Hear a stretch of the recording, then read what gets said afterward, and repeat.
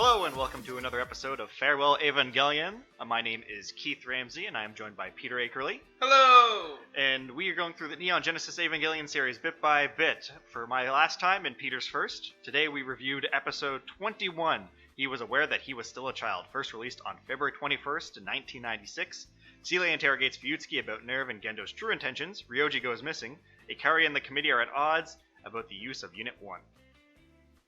Alright, so, right off the bat for my prediction, I predicted that they'd be interrogating Fuyutsuki, which I give myself full fucking marks for. Yeah, that was a shot in the dark that hit very well. Yeah, so my whole logic, as I told you after we stopped recording, was I figured they'd be interrogating their spy within there, because they've mentioned having a bell around Gendo's neck, and it just hasn't been ringing. And my first thought was, oh, that's clearly Kaji, but then I thought, nah, Kaji's too obvious. It's probably Fuyutsuki is the spy within NERV.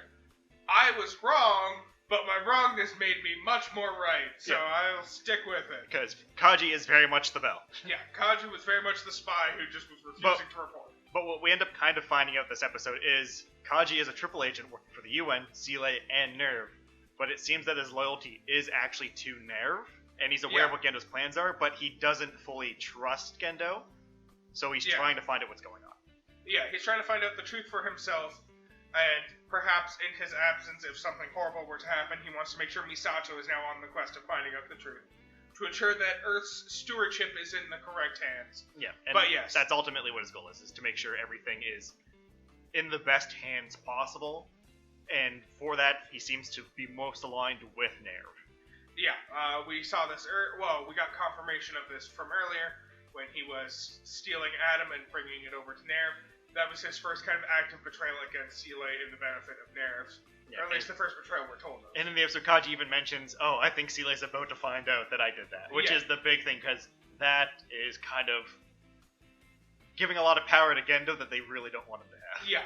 They, as is made very clear during this episode, they do not trust Gendo in the slightest, which is interesting because as we see kind of going back, Gendo seems to have been one of the earlier members of Seele who was involved in all their plans. So to clarify, Gendo is not a member of Seele. Okay, it was presented in kind of that way, but sure. I guess he was a part of Girahim, which was the precursor to NERV. Yep. Which was underneath Seele in some way.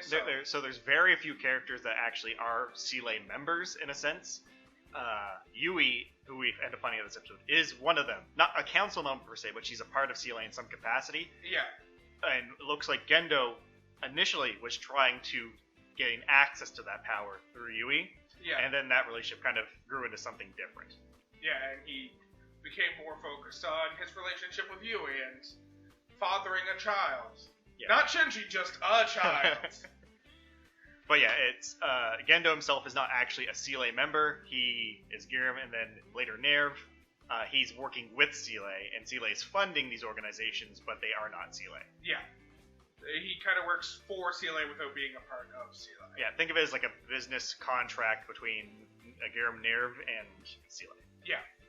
And Giram gets kind of replaced with NERV in order to wipe away Dr. Akagi's influences, I guess, because Dr. Akagi was involved and then tried to kill Rei, and from what I can tell, got shot in the fucking head by Gendo to protect Rei, and now they changed to NERV. So, I'm going to clarify this right now. Akagi did not get shot. She threw herself off of that. Oh, so she saw that what she was doing to a child and, out of disgust, committed suicide. Yeah, that she 100% went off the top of that thing. Okay. There was no gunshots or anything. That room was only her and Rei. Okay. I misunderstood the scene, but now I have a better understanding. That's funny, because when we get to fun facts, there's going to be another scene that was misunderstood that I'm going to talk about. I'm sure that's quite likely.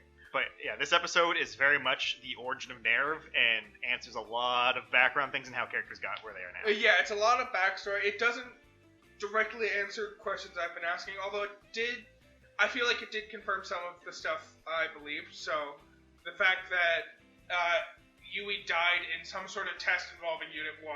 Yep. Well, she vanished off the face of the Earth. Yeah, sorry, she vanished off the face of the Earth, which to me sounds a lot like she was liquefied while inside the entry plug, perhaps.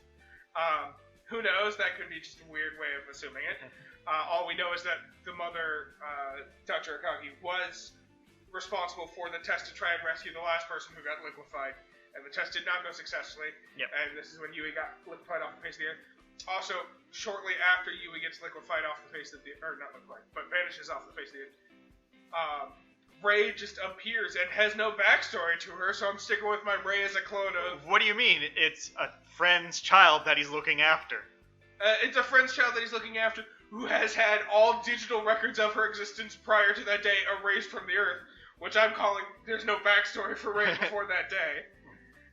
And just disregard the fact that Naoko is like, oh, this reminds me of Yui for some reason. Yeah, also there was that very explicit line of looking at Rei and be like, I am reminded of Yui for some reason. My theory is 100% right. Rei is a clone of Yui when Yui went missing while inside of Unit 1, and Yui's soul is now inside Unit 1. None of it has been officially confirmed, but it is all as close to confirmed as I'm... So, I guess I'll put that as a question now, and keep in mind, I usually tend to, if I'm able to confirm you're correct, like if you get it spot on, I tend to be, oh yeah, sure, why not, if it fits in the story. That's not exactly what's going on with Rei. So, the fact that I'm saying, maybe, there could be more stuff to it, should probably be an indication that there's probably more than what you're thinking, or you might be on the wrong way of looking at it. Okay. Let's spitball a little bit on this theory then, since we're here and you're telling me I'm... Well, let's wait till we get to the questions and talk about the episode. Fine. So, what are your thoughts on the founding of, I guess, Giram and NERV? Well, let's start at the beginning, actually. So let's take this episode chronologically. The first thing is Fuyutsuki, chronologically. We find out that, well, he was captured by someone, taken to Sealey, and interrogated before Kaji saves him. But we find out that he was a professor at a school, and he was sent in the direction of someone by the name of Akari, who, at the point we're supposed to believe it's Gendo. Then the reveal is, oh, it's Yui. And she hasn't even met Gendo yet. Yeah, she is still single, and her three options are becoming a scientist working in the manufacturing field, or maybe the domestic life if she meets the right man. But that seems unlikely because she hasn't met the right man yet. She did a mixture of 1 and 3. Yeah. And then we also find out, just shortly after that, that a man named Gendo Rukubongi, Rukubogi, yeah. Rukubogi, was arrested after getting in a bar brawl and has specifically requested that he get released into Fuyutsuki's Custody. Thank you. I was trying to say custard for some reason. That's not the right word. Anyways, yeah, so he's been specifically released into Fuyutsuki's custody, and I love to hear that Gendo's like, yeah, people just only tend to put disdain towards me, so I'm used to it. Yeah, most people dislike me. I can't be bothered making people like me. Well, it kind of comes off in this scene that Gendo is very much already to his scheming ways, because clearly he's met Yui at this point, and he doesn't directly say, oh, Yui's the one who told me about you, but it seems like he's trying to get something from Fuyutsuki. Yeah. There's clearly a goal behind his relationship with Fuyutsuki. As we already know, there's a goal behind his relationship with Yui because he wants to get involved with Sealey somehow, and he knows that she's involved. Yeah, and Fuyutsuki even ends up calling that out later, that he found out what was going on. Yeah. So, shortly after this, we find out that he and Fuyutsuki have started dating. Or not Fuyutsuki. Well, it's funny because there's a scene later on when Yui meets Fuyutsuki for going on a hike, because they develop I think it goes a bit deeper than a mentor-student relationship. It's almost like a parental relationship that he has with Yui. Yeah. He very much cares about her. Yeah. But she mentions that he's very charming when you get to know him, and you should get to know him, and he's like, it's probably best I don't. It kind of implies, like, I'd steal Gendo from you. So the fact that you're saying Gendo and Fuyutsuki will be dating, why not? Sure. So yes, Fuyutsuki finds out that they have begun dating. This kind of, we get a bit of time skips going on here where we jump to the second impact and all that. Yeah, we actually get a video recording at the beginning of the episode of the second impact and when it's going on, and it's conversations with Gendo and Keel talking about what's going on, and then the implication that ends up coming too is like, oh, Gendo's like, oh, luckily I was away the exact day, and then Fuyutsuki calls him and it's like, oh yeah, you were just luckily away and took all the research data. And we later find out that apparently Sealey has access to these hidden Dead Sea Scrolls, and supposedly they predicted the second impact, and that's presumably why Gendo happened to not be there on the day in question. Yeah, and then we see the Being of Light, which does look strangely like an Ava. Yeah, it looks an awful lot like Unit 0 or Unit 1, one of those two. Made purely out of light, and then we find out Unit 0 is an exact clone of that angel, which was Adam. Yeah. So that's what's going on there. So then we don't really see anything of the year after Second Impact. We're just told that this was just hell on Earth. This is what life was. It was hell. Yeah. This is also when seasons stopped being a thing. Seasons were a thing beforehand. Seasons are no longer a thing now. Other fun detail we're told about is after the impact, they discovered an entire cavern hidden beneath the surface where the impact happened. And so, I'm going to correct that here. The cavern at Antarctic was already there, and that's where they found the stuff and were researching. They even mentioned that the spear was there, and that's where they found Adam. And the one in Tokyo, or not Tokyo, but where Tokyo 3 will later be built, was also already there. Yes. So they discover this cavern, and this is when Fuyutsuki comes to the conclusion that Gendo is somehow trying to recreate the second impact and finish off humanity. And Gendo doesn't say no. Gendo's just like, how about you come in and judge for yourself if that's what we're trying to do. Which, this is kind of like the aspect of Gendo that I do really enjoy, because Fuyutsuki puts a lot of stuff together and calls Gendo out on this shit, and then Gendo's like, oh, I thought that would have been like really good work, all this stuff.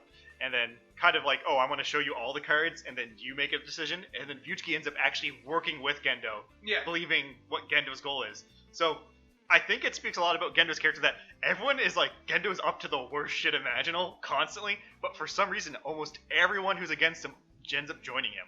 Yeah, it's everyone's on the side of Gendo is up to some complete and utter bullshit. He can't be trusted, but also at the same time, he's probably the person we need to put our trust in right now. And it's just that weird dichotomy of beliefs in Gendo that everyone seems to have. Yeah, because with Fuyutsuki, who was only working, like, the only reason he did all this stuff was because of Yui's benefit. But the fact that even now in the modern day, he's still 100% behind Gendo. Yeah. And considering how against Gendo he was at the beginning, I think it gives a lot of implication. Like, there's probably a bit more going on here than we're aware of. Yeah. The fact that even, like, Kaji, who is probably not the most altruistic, but the most, like, morally aligned character, I guess the best way to put it. The fact that when the chips were down, effectively, he sided with Gendo. Yeah. Another key detail we got from this episode is that we find out that the Human Instrumentality Project, 100% Gendo's idea. The tragedy with Yui happened. He took a week off from work and came back. People gave him shit because you've been away for work for a week. I understand you lost your wife, but this is a very important time. And then it's revealed, nah, I came up with the Human Instrumentality Project. I just sold the idea to CLA, and now that's what our whole goal is. One of the interesting points of that is the fact that CLA and Gendo seem to have different goals. I'm not sure he actually accurately explained the Human Instrumentality Project to them. He gave them the rough outline, and they're like, yeah, that seems like the right idea. And once we get into it, we're going to realize, nah, they don't understand at all what the Human Instrumentality Project is. Well, keep in mind they also have the Dead Sea Scrolls, which predict a lot of things. That's true. Like the fact that the third impact was supposed to happen around the time that Shinji showed up and saved the day in the first episode. Well, it didn't say that was specific. It's 10 years after that date is supposed to be the predicted date of the third impact. Yeah. Not that it was that specific date. They just know roughly it's in that time frame. Yeah, I didn't mean that specific date. I just meant in that time frame of the 10 years after the events of this past. Yep. Around 2014-ish is when the third impact was supposed to happen. Yeah, 2014, I would say within, like, the span of the TV show, it's probably safe to say that's probably the range that it was predicted. Yeah. And so that seems to be their whole goal, is preventing the the third impact, which they knew was predicted to happen around that time and would probably kill off all of humanity. Yeah, that's the idea, that the impact will kill all of humanity, and the face value of what NERV is doing is preventing the angels from activating that impact by combining with Adam. Yeah. Alright, so. And also, this kind of reveals why they went to the Antarctic a few episodes back. It was to retrieve the spear. It was. Well then. Yeah, so immediately in the current portion of the episode, Kaji goes and do something. It's implied that he kidnapped Fuyutsuki, but also saved Fuyutsuki. But because of this, NERV also knows that what Kaji's doing, so he ends up on the watch list, and Misato gets arrested for it. Yep. And put in detain. Ritsuko seems unconcerned about any of this going on. Of course. Misato is immediately on board with being under arrest as well because she realizes her connection to Kaji and his betrayal obviously puts a target on her back, so she just immediately goes along with the plan. She later gets let out with no real explanation, and she has to come to the conclusion of Kaji probably helped Fuyutsuki escape so that her name has been cleared in some way. Well, I don't think it's... I think she knows Fuyutsuki was kidnapped, and it was by Kaji, but nothing else, and she was let go. And then she asked, what about him? Referring to Kaji, and he's like, oh, I don't know. Like, she has no idea what's going on. Yeah. And I think she kind of puts some stuff together when she gets the voicemail at the end. Yeah, it's from Kaji saying, I'm trusting you to follow the truth, and also, if I do see you again, I'll tell you what I should have told you 8 years ago, which is probably something to do with being in love with you or something like that. Or maybe it's the truth. Maybe that's what he's going to tell her. I am your father. Reincarnated into this hot boy. I don't think those timelines work up exactly, but sure. That's what I'm going with. That's not one of my theories, to be clear. Yeah, and then, we end up seeing the scene that Kaji is waiting by a giant fan, says, oh, you're, about time you showed up. I was expecting, blah, blah. And then it cuts to black, we hear a gunshot. Kaji's dead. Yep. No question about that. Kaji's absolutely dead. Misato, the voicemail implies that he's in a situation where he might be dead. Yep. She doesn't know exactly sure, but she kind of fears for the worst. Of course, that's why she starts crying. And that's why Shinji's just like, I'm going to try as hard as I can to ignore the fact that Misato's crying. If I don't hear it, it's not happening. Because he's just a kid. Yep. I was aware he was still a kid. Is that what the title of the episode was?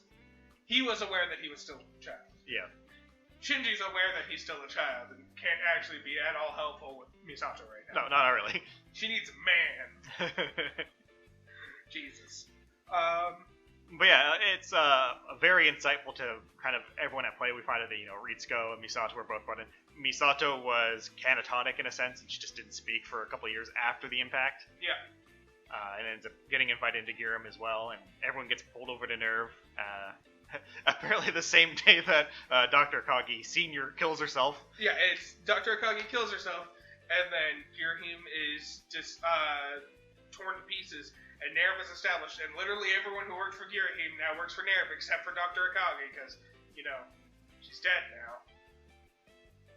That might not be the only reason. She's also an old hag, according to Gendo. And Ray. Yeah. Man, Child Ray's savage. Child Ray is fucking savage. But it's also one of those things where, it's made very clear that even if Dr. Akagi didn't, directly cause Yui to die, she was fully on board with Yui dying. Yeah, because she was romantically interested in Gendo as well. Yeah. And she used her death to her advantage pretty quickly, because she implies, I feel horrible because I wish you'd be dead. And then later on she's like, I fucking don't care anymore. Yeah.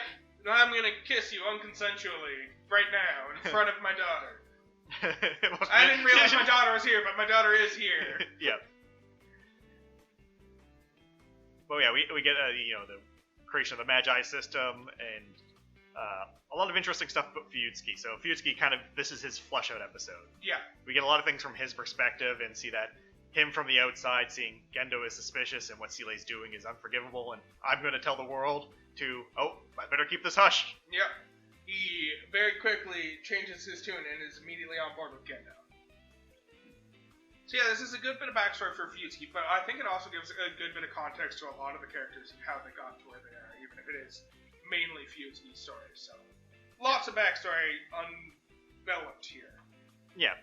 We find out Ray's been around a lot longer than you think. We see the creation of Unit 0, and we also see the beginning of NERV and what is the beginning of the Instrumentality Project. We also find out Yui is apparently the scientist who, in biotechnical engineering, so she's probably the one who came up with the idea of what became the Evas in a sense. Yeah. She disappeared the day that Unit 1 was being tested. Yep. Shinji was there. Shinji was there. Yeah. And on top of all of that, Gendo took the name of Akari when he got married. Yeah. His name was not Ayanami beforehand, so yeah. There goes one of my theories as to why Ray got her name. I'm still convinced. So we're going to get into there's still implications that something's going on, because if Shinji was a girl, it was going to be Ray. Yeah. There's still stuff going on with Rey that I've got theories for, and we'll get there in a couple minutes, but... Also, Rey and Shinji never met until that first episode, so the indication that we saw Rey there means that at that point, Shinji's gone. Yeah, Shinji ran away. Probably, like, the day after his mother disappeared. That exact moment. He left the building, and Gendo's like, I can't be bothered. Yeah. It's during that week when Gendo was at home, he was not at home with Shinji. He was at home being glad that Shinji wasn't also there. And he could make his instrumentality project. Yeah. And they even do the direct thing of Ava created from Adam, so Adam and Eve type thing. Ava was made from Adam. Yeah, they make that a lot more explicit. We don't call it giants down here. It's Ava. I mean Adam. And that's not Adam, that's an Ava. Yeah. Well then, questions? Yeah, I guess I'll let you get into those now. Alright. Give me one moment. Alright, my theory. Let's spitball this Rey idea a bit more. Now you can't stop me anymore. I can just not answer you. You can just continue to not answer. That's perfectly allowed. So you've made it clear that there's some detail about Rey that I'm missing. And where I'm thinking that... So we know Unit 0 was a direct copy of Adam. Yeah. We don't know that specifically about Unit 1. Unit 1 clearly has some differences to it. Well, Ritsuko's later said that all Avas are clones of Adam. Yes. But I still think where we know that there was the second dome that was very much like the first dome where Adam was found in the second place. I'm continuing with my theory of that's where the angel that I'm calling Lilith was inhabited. And then that angel was in part used to make Unit 1, which is what makes Unit 1 different from Unit 0. And since Yui died during that, my theory, if I'm going to develop it further, is that when they made Unit 1 and the test happened and Yui got absorbed, because that's still my theory, is Yui got absorbed during some sort of test where she was inside Unit 1. I'm willing to say at this point, all the evidence does 100% point to that she was absorbed somehow into Unit 1. So they came up with a test to try and pull her out, and they did the exact same thing they did with Shinji. That didn't work, which was they tried to create a physical form for her to inhabit, and then tried to pull her consciousness into this form. The fact that Yui's soul still seems to be in Unit 1 means that they didn't pull her out. The fact that Rey has a personality is leading me to believe that it was meant to be a clone of Yui that they were going to put her body into. I don't know why it's a child. Maybe they you're implying some interesting things about Gendo here.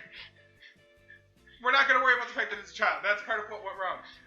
But I think there's an angel's personality inside of Rey where Yui's personality should be, and that's what happened when they tried to pull Yui's personality into the Rey clone, is they unintentionally pulled a different personality.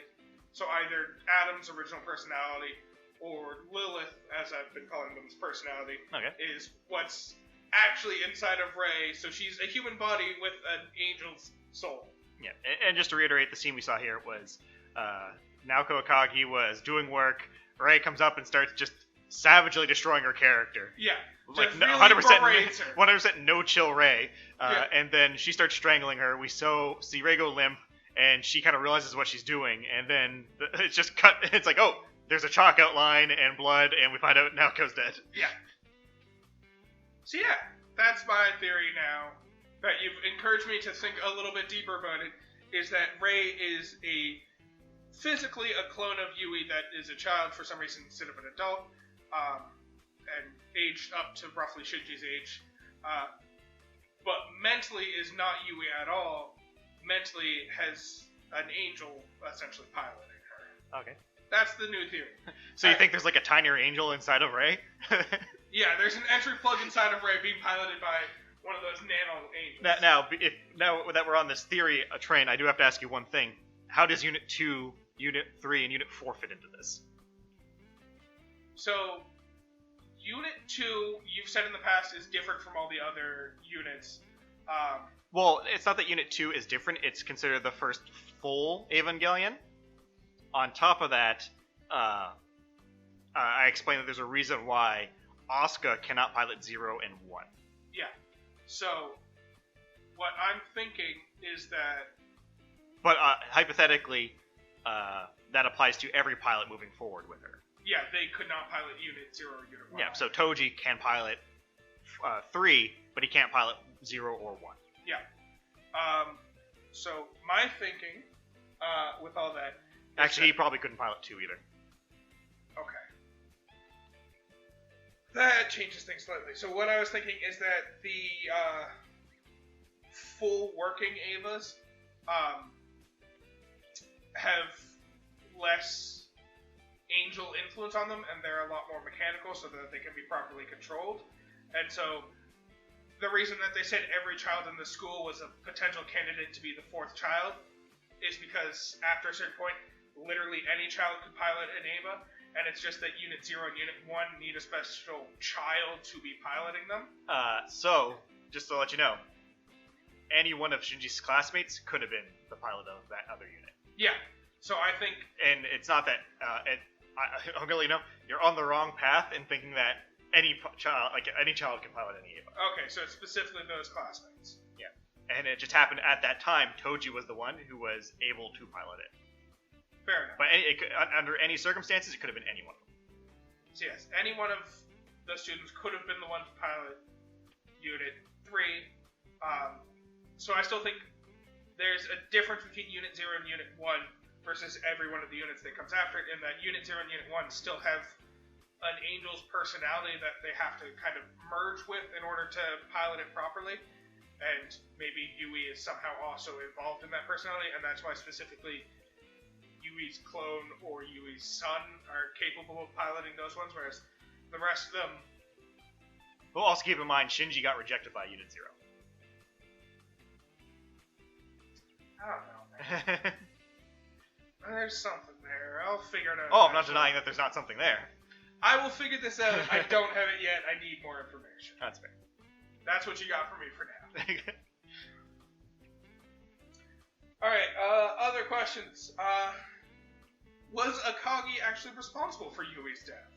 No. Or that was just an unfortunate coincidence? Unfortunate coincidence that she wished that would happen. Okay. So Akagi definitely tried to kill Rei, realized what was happening, and killed herself to stop herself, I guess? Reasons. Okay. So me? Okay. Akagi didn't kill herself. Rei threw Akagi off of the ledge. No, 100% Akagi killed herself. Okay. I will confirm that. Alright. Fine. Yeah. Well, I'll just say there's a bit more in that scene, though. Fair. That's it then. Other ones we've already kind of confirmed, like the fact that Yui absolutely did die in some sort of experiment involving Unit 1. Vanished? Vanished, sorry, didn't die. Still alive. Her spirit is still inside of Unit 1. If you're done with your questions, we'll go into some of the facts. Now, I'll start off with the big one about this episode, and how I mentioned there was an interpretation of this that was wildly in the wrong direction. The fact that it happened that in the later versions of the series, Hidegano specifically altered the story, retconning it, to stop people from going down this path, because that was definitely not what was intended. And that was that Misato killed Kaji. I could see how someone might end up thinking that. How was it before they made the changes? So, through context and the way the scenes were put, it kind of went straight from Misato being released, to Kaji dying, to it showing her door plate. Yeah. And it's very clear that Kaji knows the person. So they changed the order so that it goes straight from him, Flamerputski, saying, Seeley's probably going to want to kill me after this, to him dying, to just showing the apartment building and not the Misato door plate. That's fair. Because I will be honest, I got a little bit of those vibes and realized that didn't quite make sense, but I did for a second believe Misato was responsible for his death. So an official release from Ano himself, he states it's not a main character that kills Kaji. Okay. He also states that most likely it would probably be someone from Seeley or the UN. Fair. So, pretty much exonerating NERV agents as a whole. Yeah. Don't start worrying that one of your favorite characters killed one of your other favorite characters. But there will be some other implications later on that we will address in the regards of Kaji. Fair. But yeah, it used to be that people, people 100% believe, that was the big, argument of things, Misato killed Kaji. Misato did not kill Kaji. Good to know. But he definitely was killed by someone he knew. Of course. And under my theory, it's someone we have met in the series. Someone we have met? Yeah. Is it Cat Lady?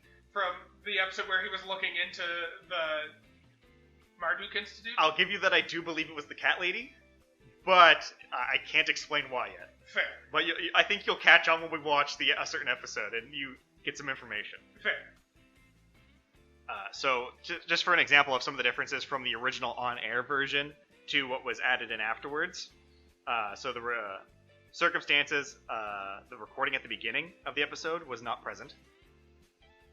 The scene of Fuyutsuki meeting the agent was not present. He just kind of shows up on the boat. And then, of course, the Kaji comment that Seele would have discovered his guilt in transporting Adam to Gendo and would result in his death was also added in there, just to, really, it's Seele. Yeah. Also going back to the Gendo instrumentality moment where he's talking about it, did you happen to notice any interesting scene settings from that?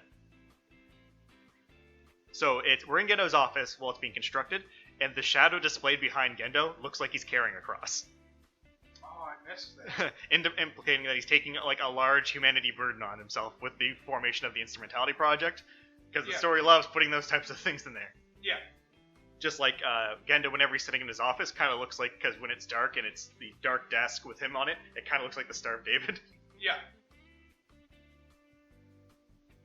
We also find out that Misato went mute after the events and was kept in that little room.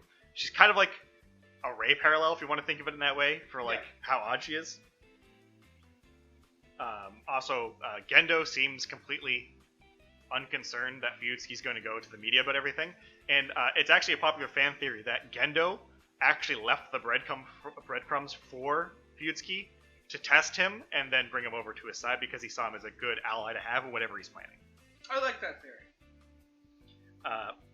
The Rei child version that we are introduced to seems different from the current Rei.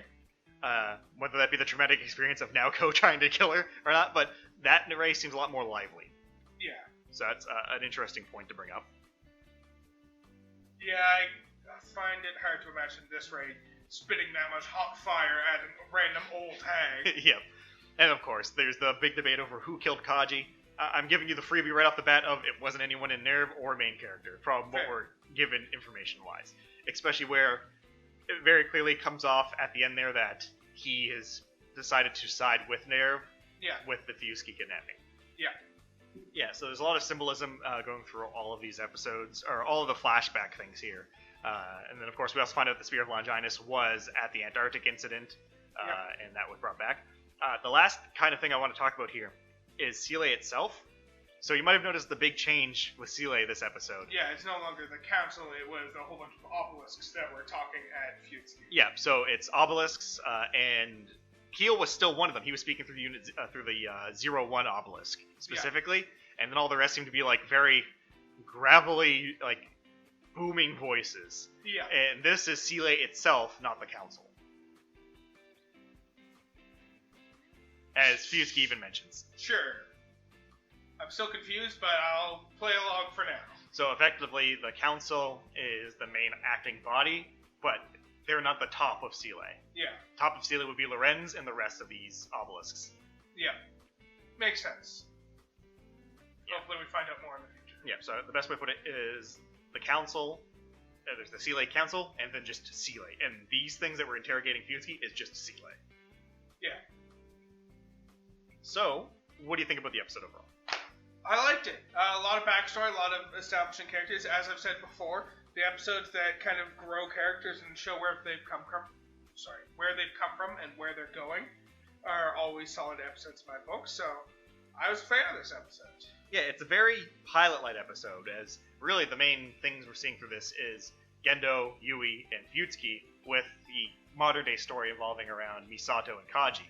And it does a lot for, this is really the origin of everything, if you want to think about it, that happens in the series. The events of this episode, historically, is what leads to kind of everything else happening. Yeah. It's a very interesting episode. This one, I always remember because the upsetting death of Kaji, who is probably my favorite character in the series. Fair. Because he's just a great character. But, this is kind of everything's getting moved into place. Seele now has their information. Gendo is at the final stages of instrumentality, and Kaji tried to do the right thing and ended up being murdered. Of course. As is likely to happen anytime anyone tries to do the right thing. Yeah. Yep. And he leaves his will with Misato. Of course. So, with that, we'll wrap up the episode. So, if you would like to follow the podcast, you can find us on all podcasting platforms, as well as YouTube. Every Wednesday, an episode is uploaded. We also have the Instagram page that has interesting facts about the series as we go through it, as well as polls and other information that you can follow along with while you're going through. Please leave a like, subscribe, rate a review. It all always helps. And if you would like to reach out to us directly, you can email us at whatismypodcastabout@gmail.com. There you can send questions, concerns, any comments about anything we've gone through, and they could get read off on the podcast as well. And finally, to end off the episode, Peter, what can we expect next time on Neon Genesis Evangelion? Alright, it's been too long since an angel attacked, so an angel is going to attack. However, Unit 1 is still grounded by Seele, so it has to be Rei and Asuka who fight it. Asuka's going to get the killing blow, because it's been a while and she's clearly spiraling. No. That she needs to continue spiraling. That's how this show's fucking going. She's not going to get the killing blow. Rei's going to get the killing blow, and it's going to cause Asuka to go into an even darker place right now. That's where the show's fucking going, I can tell. Well, that sounds like fun, so let's make sure to tune in next time where there'll be plenty of fan service.